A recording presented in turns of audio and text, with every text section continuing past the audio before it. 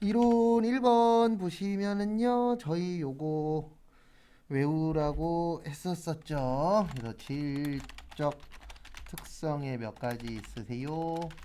두 가지. 믿어야 된다, 신뢰성. 그 다음에 맞게 써라, 목적, 적합성. 그래서 신뢰성은 표현의 충실, 검증 가능, 중립. 그 다음에 목적은 예측, 피드백, 적시성. 그래서 거기에서 지금 물어본 거는 목적 적합성과 관련이 없는 거죠. 그래서 예측가치, 피드백가치, 적시성이니까 정답은 2번이세요. 그리고 저희 1차 목표는 외운 거 안 틀리는 겁니다. 그 다음에 2번 보시면은요. 2번 보시면 현금 및 현금성 자산이죠. 통화 및 통화 대용 증권. 그 다음에 요구 불예금 당좌하고 뭐요? 보통. 그 다음에 마지막으로 현금성 취득 당시 만기가 몇 개월이요? 3개월. 그 다음에 보시면 선일자 수표에 별표 3개만 좀 쳐주세요. 선일자 수표는 아닙니다. 공부하실 때 선일자 수표 나오면 이렇게 생각을 하세요. 얘는 한 2번인가 설명드렸었는데 어음 처리하는 겁니다. 그래서 타임 발행 수표랑 당좌 예금이랑 그 다음에 몇 년이요? 몇 개월? 2개월. 그래서 정답은 4번이세요. 조심하셔야 되는 게 선일자 수표 이론에서 간혹가다 한 번씩 나오거든요. 그러면 무조건 얘는 어음이에요. 왜냐면 선일자 수표의 뜻이 뭐냐면 어음처럼 쓰는 수표예요. 그래서 일반 수표로 처리 안 하고 어음 처리합니다. 그거 꼭 기억 좀 해주세요. 그 다음에 3번은 이거 공식 문제예요. 그래서 저기 보시면 두 번째 줄에 매출 총 이익률은 매출액의 몇 프로라고요? 20%. 그래서 이렇게 되는 겁니다. 매출액이 60이고 몇 프로라고요? 20%. 그러면 12만 원이 이익이 되는 거예요. 그 다음에 우리 매출 총 이익은 이렇게 구하잖아요. 순매출액 마이너스 무슨 원가요? 매출 원가. 그러면 12만 원이 되려면 60만 원에서 얼마 빼야 되죠? 48만 원. 그래서 요 48만 원이 무슨 원가가 되는 거예요? 매출 원가. 그 다음에 우리 매출 원가 구하는 공식은 기초 상품 플러스 순매입액 마이너스 기말 상품 마이너스 타계정 대체. 그래서 거기 보시면 기초가 50, 매입이 35만 원. 그 다음에 원가가 아까 얼마 나왔어요? 48만 원 나왔죠?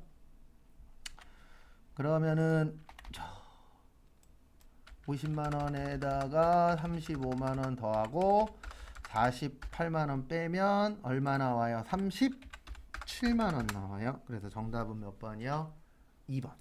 근데 요거 같은 경우에는 일단 공식도 아셔야 되고 매출 총 이익률이 매출액의 몇 프로라고요? 20%. 요거의 뜻도 아셔야 돼요.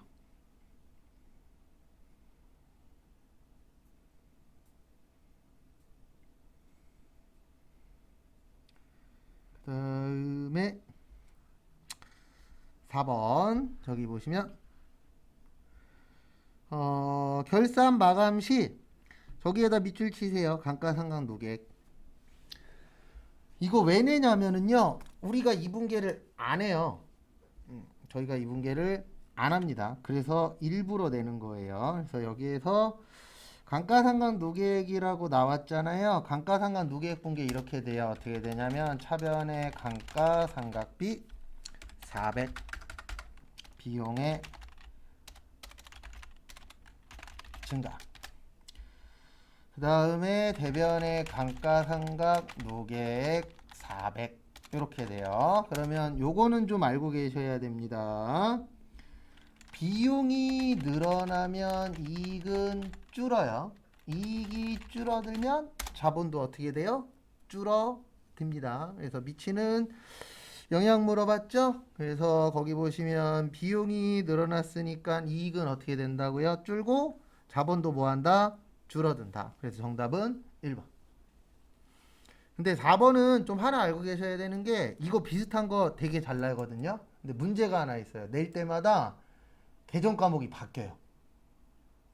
그래서 그 바뀌는 거 가지고 예측을 할 줄 알아야 되는 게 최종 목표입니다. 그 다음에 저기에다가 밑줄 치세요. 5번은 무형자산. 무슨 자산이요? 무형자산. 일단 정답은 3번이에요. 이거는 오늘 처음 얘기하는 거고 세무에서 잘 나와요. 이거 세무 때 좀 여러 번 적어 드릴 건데 일단 무형자산 나오면 식별 가능해야 된다. 영업권은 자가창출 안 되고 유상 취득만 인정되고 감가상각할 때 직접법 쓰고 내용연수는 몇 년이네요? 20년. 그 다음에 합리적인 감가상각 방법이 없으면 무슨 법 써라? 정액법. 개발비는 무형자산, 연구비 및 경상개발비는 판매비와 관리비. 근데 왜 3번이냐면은요, 개발비와 연구비를 구분할 수 없는 경우에는 연구비로 처리하라고 되어 있어요. 근데 거기 3번에는 개발 단계로 발생한 것으로 본다라고 되어 있죠. 그래서 정답은 3번. 그 다음에 우리 자본적 지출 있죠. 자본적 지출과 수익적 지출을 구분할 수 없는 경우에는 수익적 지출로 처리하도록 되어 있어요. 그 다음에 소모품과 소모품비를 구분할 수 없는 경우에는 소모품비로 처리하라고 되어 있어요. 그래서 이게 공통적인 게 뭐냐면 자산인지 비용인지 모르겠어. 그럴 때에는 그냥 비용 처리하시면 돼요. 뭘로 처리한다고요? 비용 처리. 왜 그러냐면 조금 어려운 얘기인데 뭐 이해하실 수도 있고 못하실 수도 있어요. 우리 자산부채 자본은 내년으로 넘긴다 그랬죠. 그래서 자산부채 자본으로 있으면 어떤 문제가 생기냐면 내년에 또 처리를 해야 돼요. 네, 그러면 일을 두 번 하게 되는 거죠. 근데 수익 비용으로 끝나면 손익에 대체해서 내년엔 얼마로 시작한다고요? 빵. 그러면 내년 거 신경 쓸 게 있다 없다? 없다. 그래서 회계는 어떻게 보면 되게 가성비를 많이 따져요. 그래서 뭐라고 되어 있냐면 내가 만약에 100원의 이익이 나. 근데 120원을 쓰면 100원의 이익이 나. 그러면 하지 말라 그래요. 왜냐면 120원 써서 100원 이익 보면 20원 손해잖아요. 네. 그러니까 이것도 비슷한 거예요. 자산으로 처리하면은 일을 한 번 더 해야 돼. 네. 일 조금 하는 게 좋아요? 많이 하는 게 좋아요? 조금 하는 게 좋잖아요. 그래서 두 가지 중에서 뭘로 해야 될지 모르겠으면 편한 걸로 해라. 그 편한 게 자산 처리하는 게 아니고 뭘로 처리하는 거예요? 비용 처리하는 거. 왜냐하면 비용 처리하면 내년에 신경 쓸 게 없으니까. 그리고 또 하나 좋은 효과가 있어요. 또 뭐도 좋냐면 비용이 많아지면 세금을 덜 내요. 맞죠? 그래서 실무 가시면은 자산 처리하는 것보단 비용 처리하는 게 많아요. 왜 그러냐면 그게 잘못됐다라는 게 아닙니다. 원래 길게 봤을 때는 자산 처리하나 비용 처리하나 똑같거든요. 어차피 자산으로 있었던 게 비용으로 바뀌니까 나중에 최종적으로는. 근데 실질적으로 대부분 중소기업들은 내년, 내후년까지 생각 안 하잖아요. 네. 일단 오늘 버텨서 언제까지 있자? 내일 눈을 뜨자. 대부분 그거예요. 중소기업들은. 근데 그게 잘못된 게 아닙니다. 왜냐면 자금력이 안 좋으니까 길게 보고 싶어도 뭐 길게 보지 말라가 아니라 길게 뭔가 계획은 세워놓긴 하지만 그건 그냥 먼 나라 이웃 나라 얘기잖아요. 우리는 오늘이 당장 뭐예요? 중요해. 대부분 중소기업들이 그래요. 소상공인들이 그렇잖아요. 버틸 수 있는 기간이 대기업들보다 뭐예요? 짧잖아요. 왜요? 돈이 적으니까. 그래서 회계에서는 일단 지금이 중요하지 않냐 이렇게 보는 거예요. 왜냐면 지금이 있어야 언제가 있으니까요. 미래가 있으니까. 참고하시고. 그래서 정답은 3번입니다. 이거 세무에 잘 나와요. 회계보다는. 그 다음에 6번 일단 답 먼저 불러드릴게요. 정답은 2번이세요. 왜냐면 만기라고 나왔으니까 무슨 증권이 돼야 돼요? 만기 보유증권. 좋은 문제예요. 6번 같은 경우에. 왜냐면 이런 거는 지문만 잘 보면 맞출 수 있거든요. 그래서 우리 유가증권에는 두 가지가 있다 그랬습니다. 지분증권하고 무슨 증권이요? 채무증권. 그래서 지분은 단기 매매, 매도 가능, 지분법 적용 투자. 채무는 단기 매매, 매도 가능, 만기 보유 증권. 그래서 1번 보시면 유가증권은 취득한 후에 만기 보유, 단기 매매 그리고 매도 가능 증권 중에 하나로 분류한다. 요런 거는 시비를 걸만해요. 왜냐면 지분법 적용 투자 주식도 있잖아요. 그래서 1번이라고 생각할 수도 있는데 항상 문제 풀 때는 가장 아닌 거 찾는 거예요. 그래서 1번보다 더 답이 아닌 거는 몇 번이에요? 2번이죠. 만기 들어갔으니까 매도 가능 증권이 아니고 무슨 증권이요? 만기 보유 증권. 그 다음에 7번 요거는 이제 가뭄에 콩나듯이 한 번씩 나오는데 저기에다 밑줄 좀 치세요. 우발. 그래서 그냥 이렇게만 외우셔도 돼요. 우발 나오면 주석 처리. 그래서 정답은 몇 번이냐면 2번이에요. 우발인데 부채로 인식한다라고 되어 있죠. 그래서 설명은 드릴 겁니다.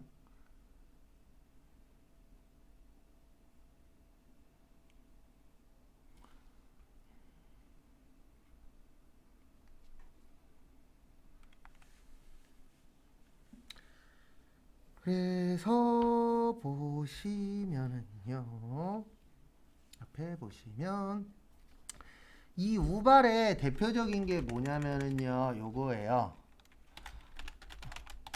소송. 그러니까 우리 우발적. 그러면은 계획한 게 아니잖아요. 계획적의 반대가 뭐예요? 우발적이에요. 갑자기 일어나는 거. 그래서 좋은 예는 아니지만 뭐 범죄 같은 거 나올 때 보면은 거기에 계획적이었다. 아니면 우발적이었다. 이런 용어들이 나옵니다. 그래서 우발적은 충동적으로 갑자기 하는 거. 근데 계획적은 뭐예요? 내가 계획을 다 세워서 이렇게 얘를 때릴 거야. 이러면 계획적이 되는 거고, 술 먹다가 얘가 나한테 뭐라 그랬어요? 갑자기 화나서 한 대 때렸어. 그러면 이건 뭐가 되는 거예요? 우발적. 그래서 우리 회계에서는 소송이 우발적이에요. 왜냐면 소송이라는 건 내가 90% 이길 것 같아. 근데 마지막에 역전당해서 지는 경우들도 있어요, 없어요, 실제로? 있잖아요. 네. 그리고 이거는 누가 봐도 질 거야. 근데 이길 경우도 있어요, 없어요? 있죠, 실제. 네. 그래서 변호사들이 어떻게 얘기하느냐에 따라서 결과가 달라지잖아요. 네. 그래서 어쩔 수 없이 우리가 어떤 사건 사고가 나면은 비싼 변호사한테 가는 게 그런 부분들이 있잖아요. 근데 그런 거 다 빼고 소송이라는 건 이길 수도 있지만 뭐 할 수도 있죠? 질 수도 있죠. 판결 날 때까지는 100%라는 게 없어요. 네. 왜냐면 100% 이길 것 같은데도 진 경우가 실제로 있고 100% 질 것 같은데 이긴 경우도 실제로 있으니까. 네. 그래서 이거는 이제 회계 처리를 하면 안 돼요. 왜 안 되냐면 확정된 게 아니니까. 그래서 주석으로 쓰는 거예요. 그래서 뭐 주석이라는 게 그냥 글로 적는 거예요. 이런 식으로 적는 거예요. 현재 뭐 관련돼서 소송 중이고 소송이 현재 어떻게 진행되고 있고 그런 거는 글씨로 쓸 수 있잖아요. 그래서 주석이 뭐냐면 간단하게 설명드리면 회계 처리 못하는 걸 글씨로 보여주는 거예요. 이게 뭐가 되는 거예요? 주석. 그래서 우리는 이렇게만 기억하세요. 우발 나오면 무조건 뭐라고요? 주석이다. 그렇게만 기억하시면 문제 푸시는데 좀 도움이 되실 겁니다. 그래서 참고하세요. 그 다음에 그래서 정답은 2번입니다. 뭐 부채든 자산이든 나오면 안 돼요. 그 다음에 8번. 네, 8번 요거는 좀 잘 봐주세요.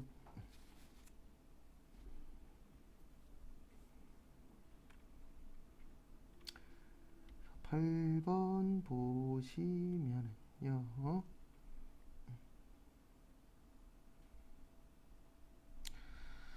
수익인식 기준이죠. 그래서 상품권을 팔았을 때 아니에요. 상품권을 회수하고 물건을 판매했을 때. 그래서 1번 틀렸고요. 그 다음에 2번에 할부 판매라고 있는데 저는 일반 판매라고 해요. 그래서 현금, 외상, 할부는 인도 기준. 그래서 2번도 틀렸고요. 그 다음에 위탁 판매는 수탁자가 뭐 했을 때요? 판매했을 때. 그래서 정답은 3번. 요거는 외울 수밖에 없어요. 요거 나올 때마다. 그 다음에 4번 보시면 시용 판매라고 있으시죠? 요거는 상대방이 구매 의사를 뭐 했을 때요? 표시했을 때.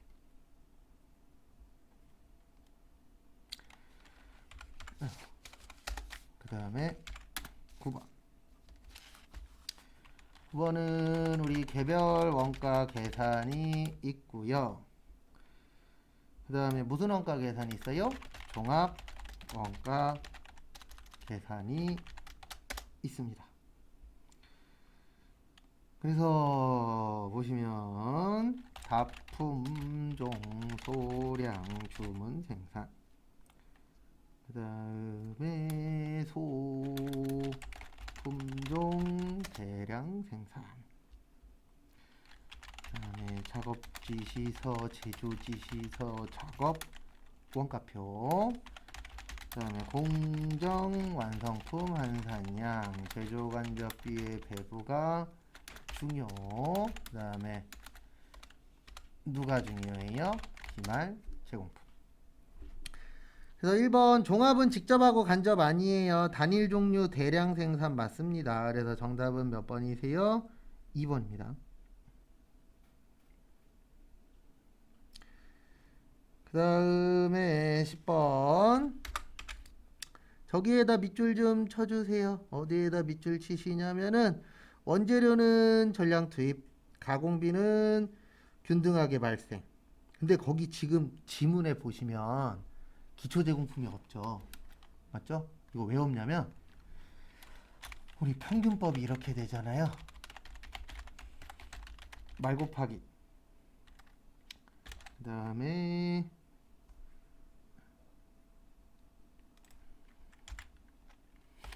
원 플러스 말분의 투 플러스 뭐요? 당.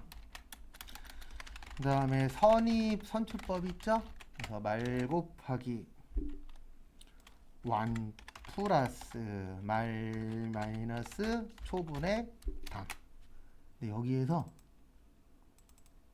초를 이렇게 가리잖아요. 그럼 공식이 어때요? 똑같아요. 맞죠? 그래서 기초가 없으면 어떤 법으로 하시오 이런 말을 안 줄 때가 있어요. 그럼 아무거나 해도 돼요. 왜요? 결론은 뭐 하니까? 똑같으니까. 그래서 거기 지문에 보시면 평균법으로 하시오, 선입선출법으로 하시오 이런 말이 없어요. 근데 없는 이유는 딴 것 때문이 아니고 뭘로 하든 결과값이 뭐 하니까요? 같으니까. 그래서 참고하시고요. 그래서 결론은 이렇게 해주시면 됩니다. 그냥 평균법으로 할게요. 그래서 평균법의 완성품 환산량 1 플러스 말. 그러니까 이런 것도 좀 아셔야 돼요. 기초가 없으면 평균법이든 선입선출법이든 뭐하다? 똑같다. 그래서 옛날에 전산세무 1급 문제 중에 이런 문제가 있었거든요. 기초가 없어요. 평균법으로 금액을 줬어요. 그리고 선입선출법으로 구하시오. 이렇게 나온 적이 있어요. 그리고 구할 필요가 없어요. 왜냐면 기초가 없으면 평균법이나 선입선출법이나 뭐 하니까 똑같으니까. 근데 그걸 아는 사람은 평균법에 있는 거 그냥 금액을 그대로 적을 거고, 모르는 사람은 계속 뭐 하고 있는 거예요? 계산하고 있는 거예요.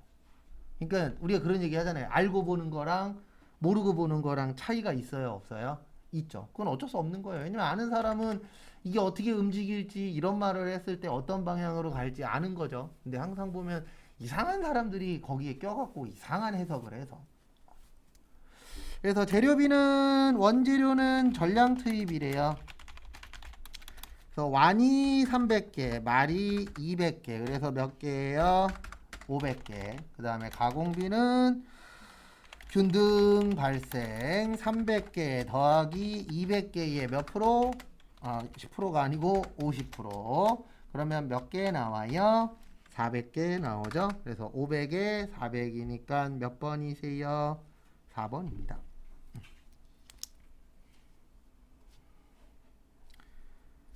그 다음에 또 다음 거 보시면은요. 11번.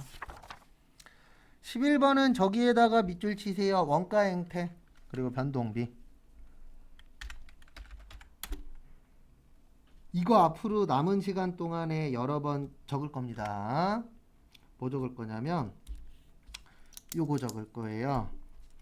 우리 그 원가 행태는 두 가지가 있어요. 변동비하고 고정비. 그래서 총변동비는 증가, 단위당 변동비는 일정, 그 다음에 총고정비는 일정, 단위당 고정비는 감소. 조업도가 뭐 할 때요? 증가할 때. 그래서 총원가는 증가니까 가, 단위당은 일정이니까 다. 그래서 가하고 다 몇 번이요? 2번.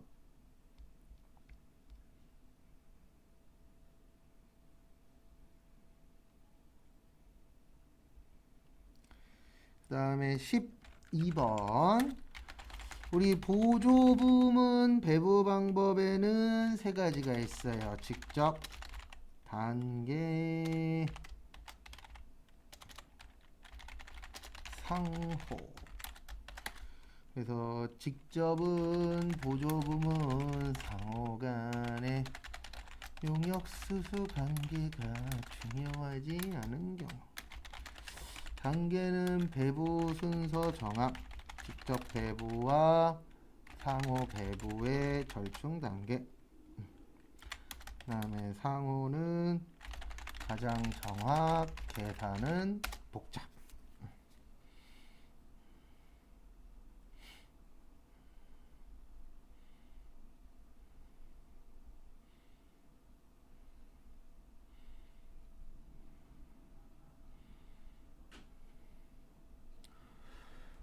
그래서 보시면 1번 단계는 순서와 상관이 있습니다. 그래서 1번 틀렸고, 그 다음에 보조부문 간의 용역수수를 고려. 그래서 정답 몇 번이요? 2번. 그 다음에 직접이 정확하지 않아요.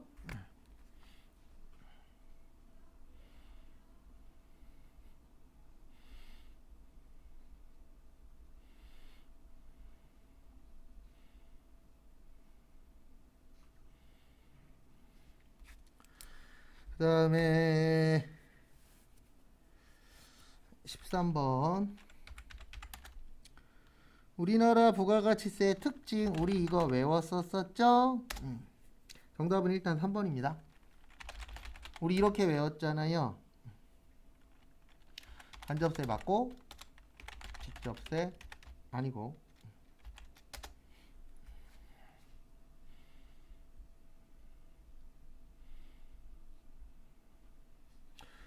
그 다음에 일반 소비세 맞고 개별 소비세 아니고 전단계 세공제법 맞고 전단계 거래공제법 아니고 소비지국 과세원칙 맞고 생산지국 과세원칙 아니고.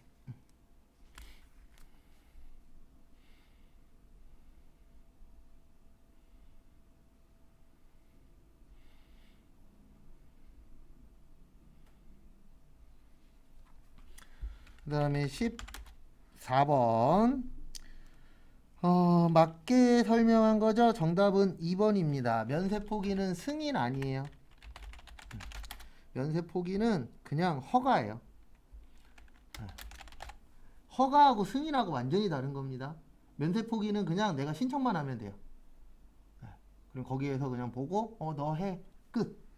그래서 허가제는 되게 쉬워요. 나 하고 싶어요. 그러면 하면 되는 거예요. 근데 승인은 내가 서류를 넣잖아요. 그럼 거기에서 보고 넌 안 돼. 그러면 못 하는 거예요.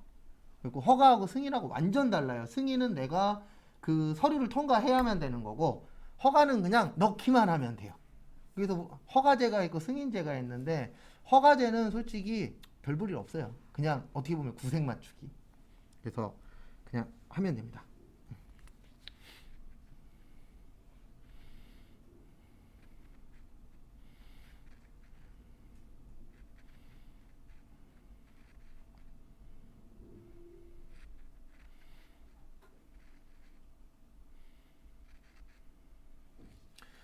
그 다음에 3년간 적용 못 받아요. 그래서 정답은 2번입니다. 그 다음에 뭐든 다 되는 게 아니고요. 면세 포기는 일반적으로 이제 대표적인 게 요게 적용되는 거, 영세율 적용되는 거. 그래서 뭐하고 관련된 거요? 수출. 요런 쪽에만 포기가 돼요.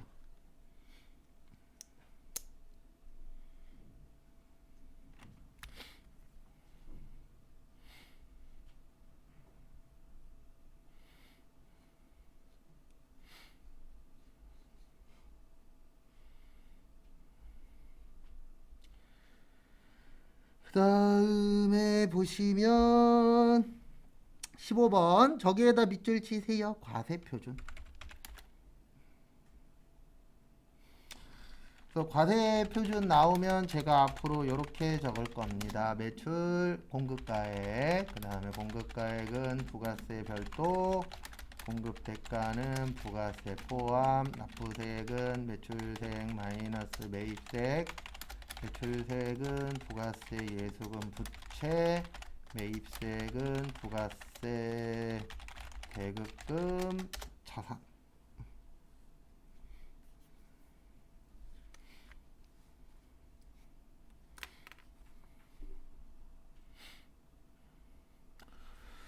그래서 거기 보시면 외상으로 얼마치 팔았죠? 200.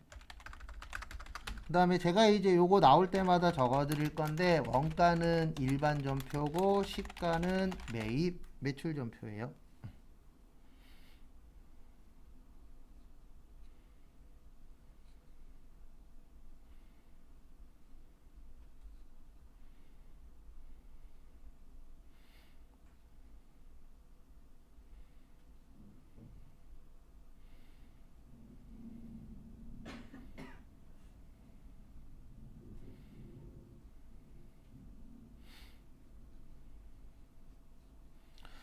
그 다음에 그래서 시가 얼마죠?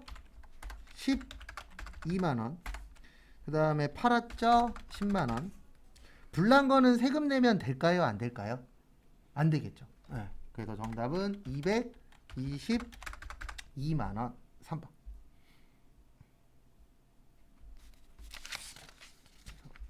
참고하시고.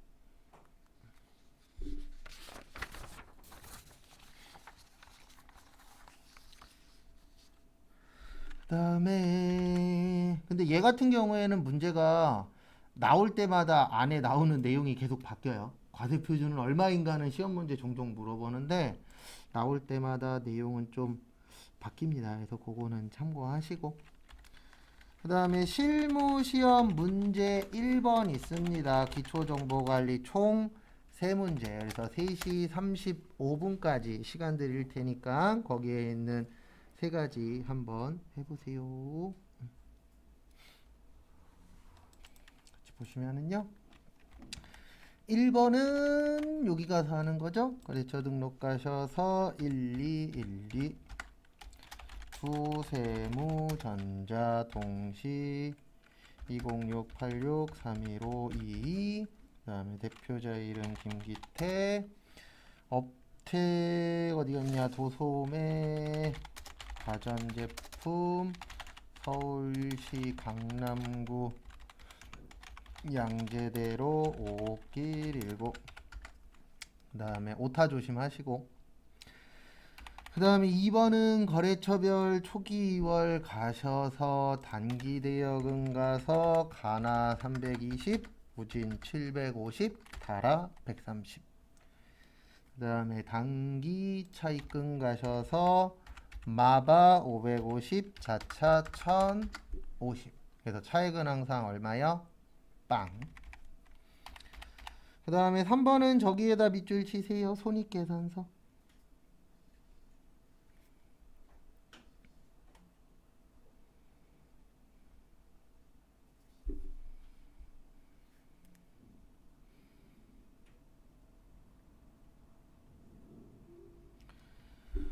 그래서 보시면은요, 손익계산서, 잉여금 처분계산서, 재무 상태표.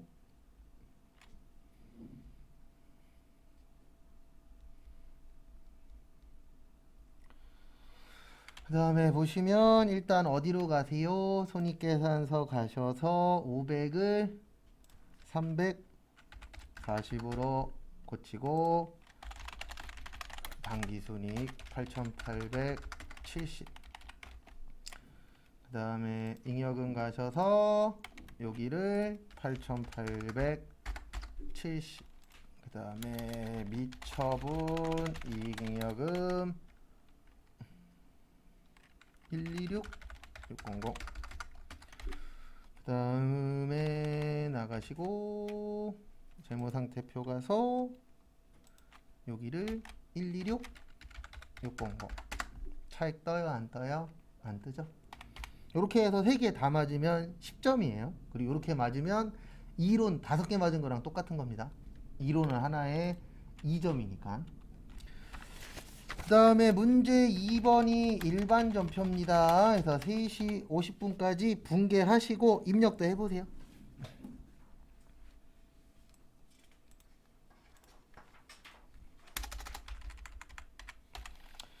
(7월 12일) 책 사셨죠? 그래서 800번대 도서 인쇄비 7만원. 그 다음에 보통예금 7만원.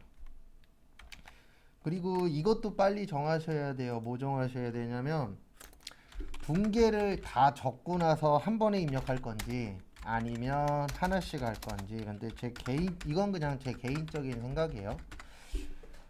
하나씩 하는 것보다 한 번에 하는 게 더 빠르긴 해요.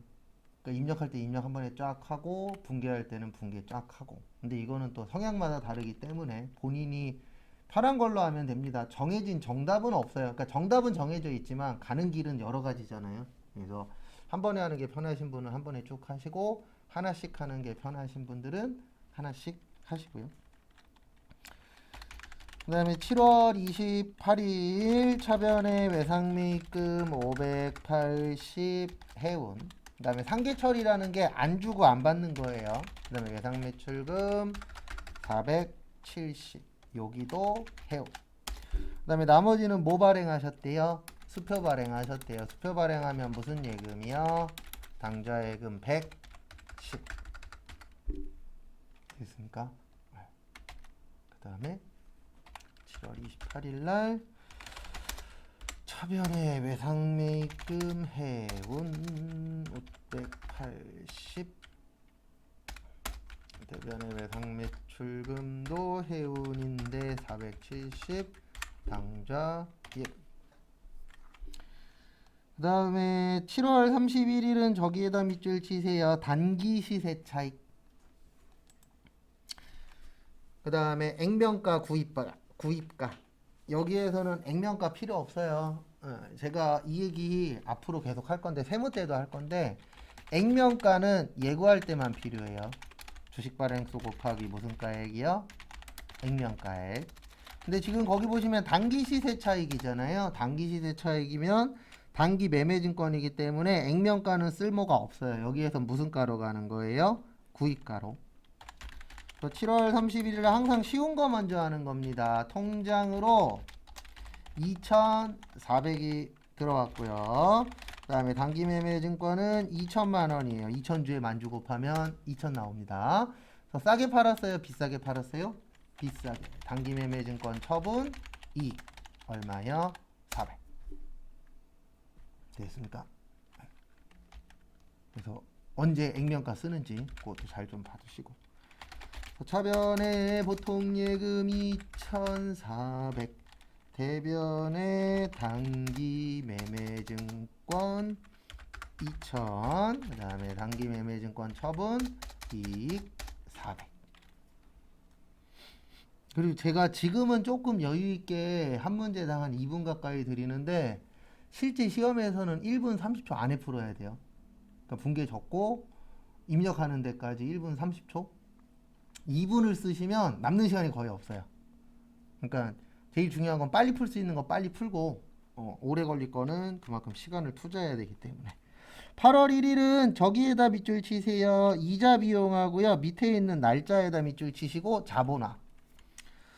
또 요거를 뭐라 그러냐면 자본화 대상 금융 비용이라고 합니다. 그래서 시험 문제는 무조건 건물 관련돼서 나와요. 왜 그러냐면 우리가 건물 지을 때 대부분 내 돈으로 짓는다, 대출 받아서 짓는다. 대출 받아서 짓습니다. 그래서 우리나라가 이거는 앞으로도 계속 나올 거예요. 뭐 정권이 바뀌는 거랑 전혀 상관없이 우리 죽을 때까지 계속 얘기가 나올 건데, 선분양, 후분양 얘기. 후분양 못 합니다. 후분양 못하는 이유는 딱 하나예요. 지금 후분양으로 돌려버리면 건설회사에 꽤 많은 회사가 문 닫아야 돼요. 돈이 없어서. 그래서 지금 선분양하는 이유 중에 하나가 그것도 있어요. 이미 선분양에 다 익숙해져 있기 때문에 건설회사가 부자가 아니어도 집을 지을 수 있어요. 그래서 선분양에서 그 아파트로 들어올 사람들한테 일부 돈 받잖아요. 그거 갖고 뭐 하는 거예요? 건물 짓잖아요.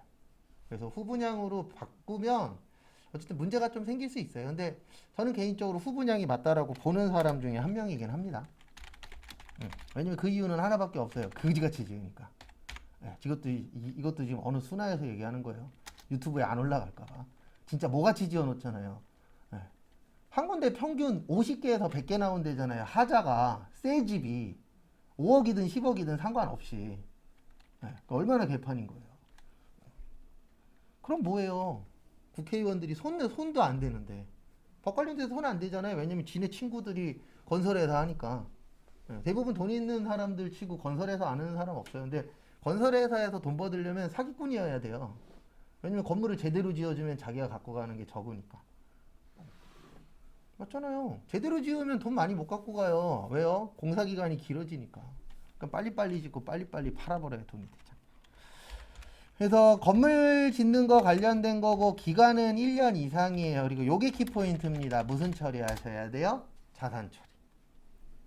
근데 항상 나오는 게 아직 완공되기 전이에요. 그래서 아직 못 지었다, 완성 못했다. 그래서 뭐라 그래요? 건설 중인 자산. 이자 비용 처리하시면 안 돼요. 이 문제는. 그러니까 이자 비용이 나오는데 날짜가 나오면 거의 다 이 문제예요. 이자만 나오는 문제는 날짜가 안 나와요. 그냥 뭐 단기 차입금에 대한 이자 얼마 지급했다 이런 식으로 끝납니다. 그 다음에 뭘로 드렸대요? 이자는 현금. 요게 답입니다. 요거 간혹가다 한 번씩 나와요.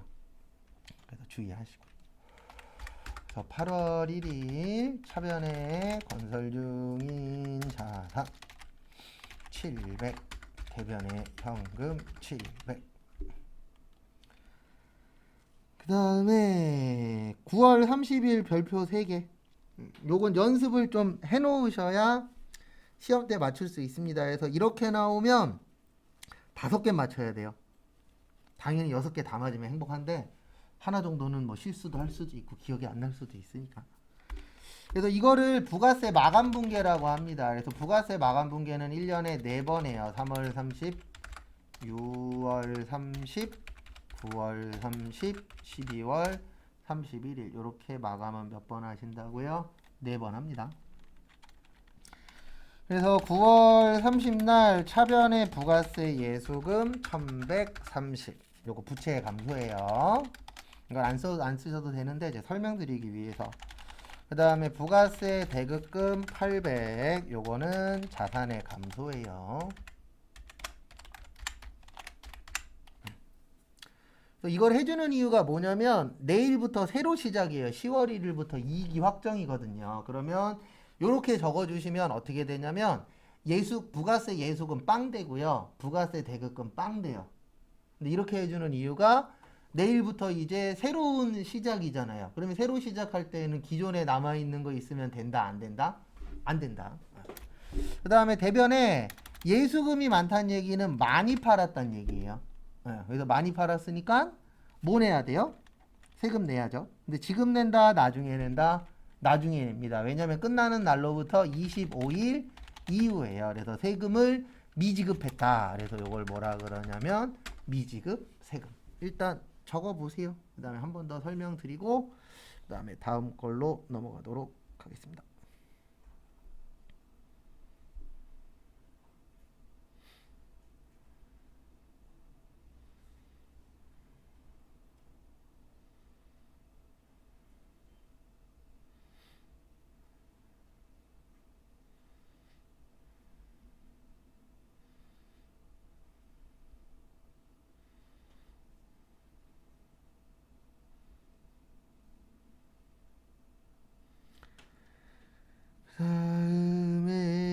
번 더 설명을 드리면은요. 보시면 이렇게 부가세 예수금 줄여주고 부가세 대급금 줄이는 이유는 내일부터 이제 새로 시작하기 때문에 기존에 있는 건 남아있으면 안 돼요. 그래서 빵이 됩니다. 이렇게 적어주시면. 그래서 이 작업을 하는 거고, 그 다음에 예수금이 크면 이렇게 받아들이셔야 돼요. 아, 예수금이 크면 많이 팔았구나. 많이 팔았으니까 뭐 내는 거예요? 세금 내는 거예요. 그리고 이거 이론 문제 나오는데 부가가치세는 이익하고 상관없어요. 이익이 났냐 손해가 났냐 갖고 세금을 내는 게 아니에요. 이거에 대해서 좀 잘못 이해하시는 분들이 계시는데 무조건 세금은 이익 나야 내는 거야. 이게 아니고 부가세는 많이 팔았으면 내는 거예요. 많이 샀으면 돌려받는 거고. 근데 뭐 최종적으로 이익이냐 손해냐는 저 동네하고 관련된 거예요. 소득세하고 법인세, 뭐 양도세 이런 것들은 대부분 다 이익 나야 세금 내는 겁니다. 근데 부가가치세는 그냥 소비하면 내는 거라 그랬잖아요. 그 소비 중에서 매출이 많으면은 세금을 내는 거예요. 그래서 이익하고는 상관이 전혀 없습니다. 그래서 요거를 몇 월 며칠에다 입력하세요. 9월 30. 그래서 혹시 틀리신 분은 9월 30에다가 입력하시면 되세요. 그래서 가끔씩 요즘에 그 뭐냐 이제 새로운 대통령이 돈 쓰려고 이제 하잖아요. 그러면 돈 쓰려고 할 때마다 이제 세금 걷어들이는 걸 표로 만들어서 옆에다 살짝씩 보여주시더라고요. 근데 계속 우리나라가 현재 나타나고 있는 증상 중에 하나가 소득세하고 법인세는 늘어나고 있거든요. 근데 부가가치세는 금액은 늘어나긴 하지만 소득세, 법인세에 비해서 늘어나는 속도가 느려요. 그게 곧 무슨 얘기를 하는 거냐면 많이 버는 사람이 늘어나고 있다는 뜻이에요. 세금은 많이 벌어야 많이 내거든요. 그래서 부가가치세가 생각보다 덜 거치고 있다라는 뜻은 돈 많이 버는 사람들은 많아졌는데 그만큼 소비하는 거는 줄어든 거예요. 결론적으로. 근데 이거 잡으려면 국가에서 계속 윤석열 정부라 그래서 부동산 관련돼서 안 한다. 이건 아니에요. 그냥 부동산 관련돼서 뭔가를 할 건데 부동산을 못 잡으면 이거는 평생 끌어안고 가야 되는 대한민국의 고질병이 될 수밖에 없어요. 왜냐면 제 개인적인 생각은 그렇거든요. 이거에 대해서 이제 저하고 비슷한 생각을 가지신 분이 예전에 유튜브에다가 장사하시는 분이신데 올린 적이 있어갖고 한번 봤었는데 결론은 하나거든요. 이자로 나가잖아요, 지금 돈 쓸 때. 웬만한 집들 다 100만 원 이상씩 이자가 나가니까. 그럼 그 100만 원이 원래 어디로 가야 되는 거예요? 식당이나 옷이나 아니면 뭐 여행 가거나 이런 쪽으로 빠져야 되는데 그 돈이 은행으로 가는 거죠. 그래서 은행은 지금 되게 부자잖아요. 은행들 명예퇴직할 때 금액 보셨어요? 환상이잖아요. 명예퇴직금 막 몇 억씩 주고. 몇 억씩 줘도 상관없어. 왜요? 그거보다 더 벌고 있으니까. 장기적으로 봤을 때. 그 다음에 12월 19일 계약금 나오면 일반적으로 두 가지입니다. 먼저 준다, 선급금. 먼저 받는다, 선수금. 이거는 줬죠? 그래서 선급금 200 우리 공장 무슨 예금이요? 보통 예금 200 정리하시고 그 다음에 입력은 이렇게 하시면 됩니다. 12월 19일 날 선급금 우리 공장 200 대변에 보통 예금. 그리고 조심하셔야 되는 게 마음 급해지다 보면 이런 거 확인 안 할 때 있어요. 여기 위에 우리 서점 있잖아요. 이런 경우가 간혹 가다 있어요. 웬만하면 하나 뜨거든요. 근데 간혹 가다가 두 개가 뜰 때도 있어요. 그러면 그거 확실하게 확인을 해 주셔야 돼요. 왜냐하면 거래처 하나 틀리면 뭐 1점 감점 이게 아니고 3점이 0점 되는 거예요. 딴 거 다 맞아도 거래처 하나 틀리면. 그래서 그런 부분 좀 주의하시기 바랍니다. 그 다음에 문제 3번이 매입 매출 전표세요. 그래서 4시 28분까지 시간 드릴 테니까 분계 적으시고 등록까지 또 한번 해보시기 바랍니다.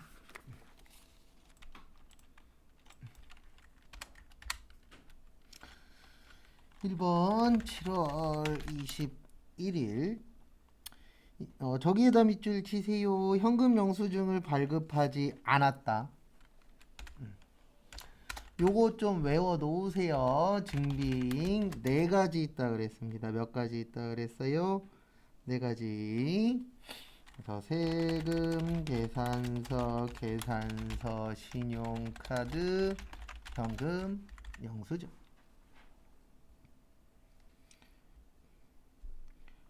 근데 여기는 보시면 아시겠지만 아무것도 없죠. 예, 요걸 뭐라 그러냐면 건별이라 그래요. 무증빙을.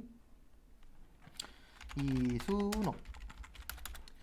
그래서 대변의 제품 매출 9만원. 그 다음에 세금 얼마요? 9천원. 그 다음에 뭘로 파셨다고요? 현금 99,000원. 정리하시고, 그 다음에 몇 월 며칠 가셔서 입력하시면 되세요. 메인 매출연표 7월 21일. 그 다음에 매출의 건별 품목은 제품 9만원에 9천원 이순옥. 그 다음에 분계는 혼합잡고 차변의 현금 99,000원.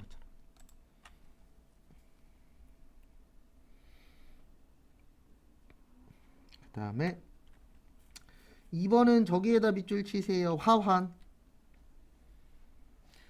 그 다음에 현금 영수증.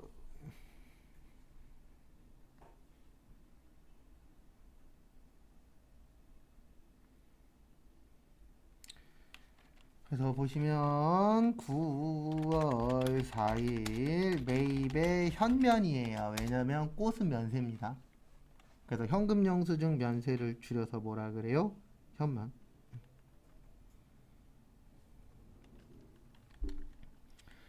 그 다음에 거래처는 프리티 화원. 차변에 원재료 매입처니까 매입처일 때는 500번대예요. 그래서 500번대 접대비 20. 무슨 예금에서 줬어요? 보통 예금 20.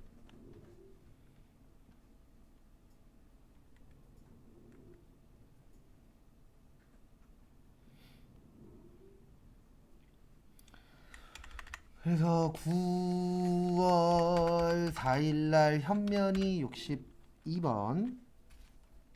그 다음에 품목은 축하화환. 그 다음에 20만원 프리티 화원. 분계는 혼합잡고 접대비 500번대 보통예금 20.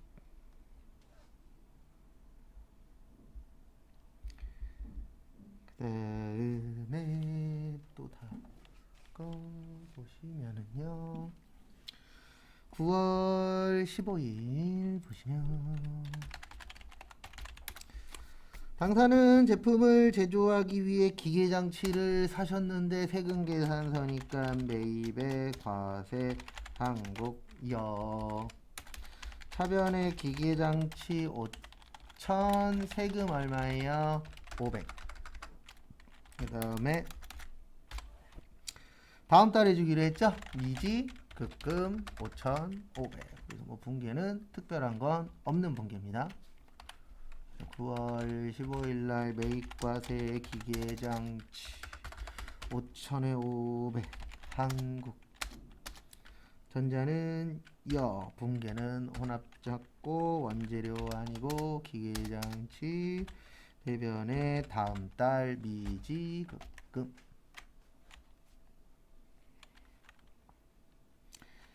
그 다음에 10월 10날 키포인트는 뭐 대단한 거는 아니고요.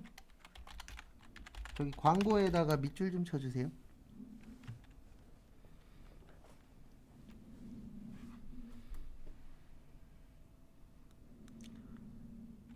그 다음에 보시면은요, 매출의 과세의 광고의 여. 그래서 이거 제품 판 거죠? 그래서 제품 팔았으니까 무슨 매출이요? 제품 매출.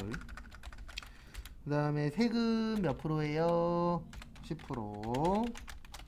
그리고 지금부터 이제 하셔야 되는 건 글씨 수 줄이는 것도 중요해요. 이거 제품 매출 언제 다 써요?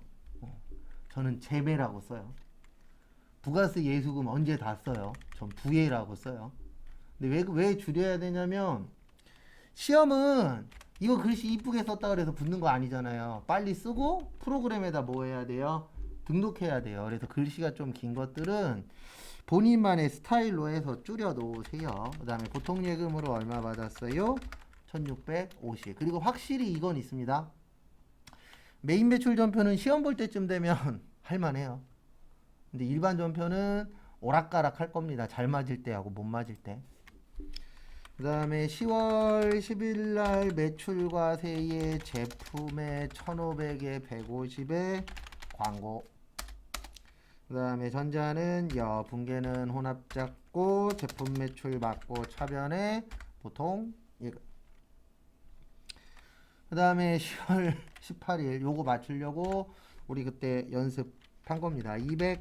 280에서 아이고 팔이 빠졌네. 얼마 빼요? 160.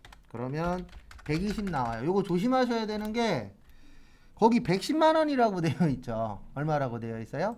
110. 110으로 계산하시면 안 돼요. 부가세 빼고 계산하셔야 돼요. 그래서 100만 원으로 계산을 하셔야 됩니다. 그래서 20만 원 뭐요? 손실. 그러니까 이 문제 나오면 항상 요거 갖고 장난쳐요. 부가가치세 포함이냐? 부가가치세 별도냐? 근데 우리 비교할 때는 뭘로 봐야 된다고요? 부가가치세 별도로 보셔야 돼요. 그래서 20만 원 손실.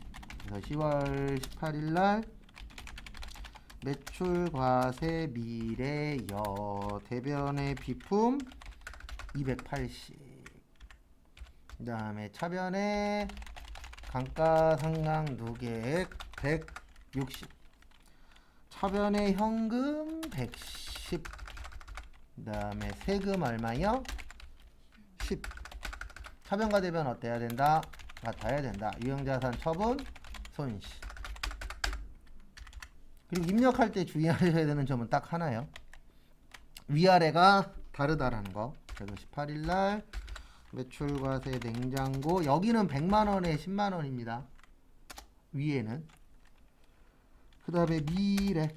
그 다음에 전자는 분계는 혼합 잡고 그 다음에 대변의 비품. 그리고 이거는 꼭 지켜주세요. 뭐는 지켜주시냐면 대변 먼저 하실 거면 대변 먼저, 차변 먼저 하실 거면 차변 먼저. 그 다음에 또 하나 지켜주셔야 되는 게 여기 감가상각 넣으실 때 비품이에요.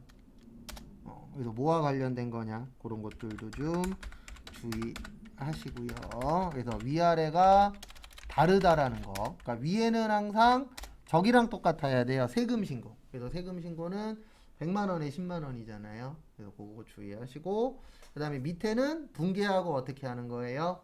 똑같이. 그래서 밑에 넣을 때는 그냥 분계랑 똑같이만 만들면 돼요. 그래서 이런 부분 좀 주의하시고. 그리고 제가 혼자 하는 시간을 앞으로 이제 많이 드릴 거예요. 세무 때도 그렇고. 근데 그렇게 하는 이유는 딱 하나예요. 제가 해본 결과 같이 하는 건 효력이 10이면 혼자 하면은 효력이 한 7, 80으로 올라가요. 효율 자체가. 그 다음에 11월 28일 저기에다 밑줄 치세요. 토지. 그 다음에 세 번째 줄에 전자세금 계산서. 그래서 우리 저번에 이거 본 거 있어요. 불공. 그래서 접대비. 업무하고 관련 없는 거. 비영업용 뭐요?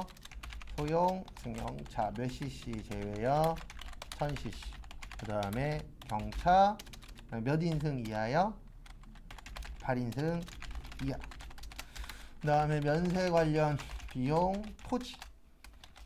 이거 거기 지문에 토지 있죠? 그 다음에 세금 계산서 있죠? 이러면 뭐예요? 불공이에요. 그러니까 불공의 완성은 요 내용 플러스 세금 계산서입니다. 계산서는 무조건 면세예요. 불공 내용이 나와도 계산서 면세예요. 그래서 콩 누가 나와야 돼요? 세금 계산서. 그래서 11월 28일 매입의 불공의 국민개발역. 차변에 토지일 때는요. 그냥 토지예요. 330 뭘로 드렸어요? 현금 정리하시고. 왜냐면 토지의 부대 비용은 토지로 처리하는 거잖아요. 우리 매입 시의 부대 비용은 원가 처리하도록 되어 있으니까요. 그래서 그 부분이라고 보시면 될 것 같습니다.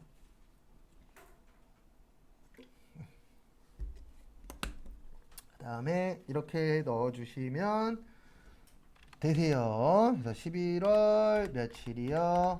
28일 불공의 품목은 토지. 그 다음에 300에 30의 국민개발. 그 다음에 전자는요, 붕괴는, 요거 꼭 잡아주셔야 돼요. 불공 사유. 그래서 왜 불공이냐면은 토지 때문에. 그래서 토지의 자본적 지출. 그 다음에 밑에는 묻지도 따지지도 말고 뭐하고 똑같아야 된다고요? 붕괴랑.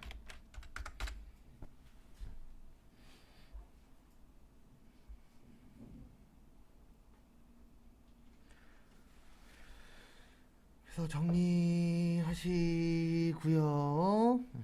정리하시고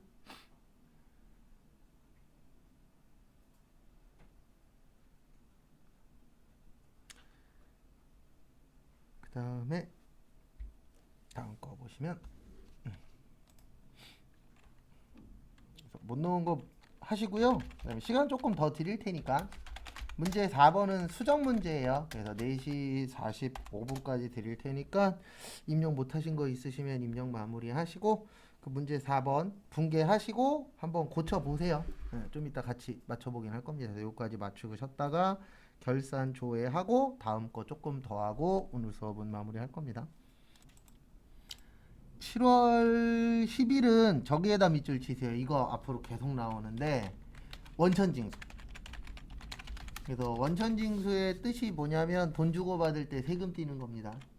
그래서 두 가지 있다 그랬어요. 줄 때는 예수, 받을 때는 선납세금. 그래서 이자 수익이나 법인세 무슨 예납이요? 중간 예납. 그래서 참고하시고요. 그래서 같이 한번 보시면은요. 7월 10일 월급 주는 거죠. 그래서 예수금 얼마요? 10만원. 그래서 일반 전표로 가시면 됩니다. 그래서 일반 전표 가셔서 7월 며칠이요? 10일 갔더니 여기 세금가공가로 되어 있죠. 요거 뭘로 고쳐주세요? 예수금. 끝. 그 다음에 두 번째 9월 27일 저기에다 밑줄 치세요. 2500cc. 그러면 이거 1000cc 넘었으니까 뭐예요? 불공입니다. 그래서 매입에 불공 가제트요. 차변에 800번대 차량 유지비 50. 그 다음에 세금 50이 아니죠. 불공이니까 55만원. 그 다음에 뭘로 결제하셨어요? 현금.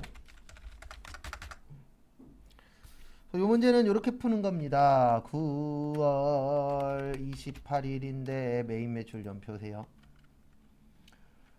그래서 9월 28일 가셔서 여기 과세를 뭘로 고쳐요? 불공. 나머지는 다 맞고 여기 가셔서 사유가 잠시만요. 27일인데 이런 뭔가 이상하다 했어. 과세를 뭘로 바꿔요? 불공. 그 다음에 여기 밑에 가셔서 사유는 뭐예요? 비영업용, 소형, 승용차. 그 다음에 원재료 아니고 뭐였어요? 차량 유지비. 몇 번대요? 800번대. 왜요? 본사니까.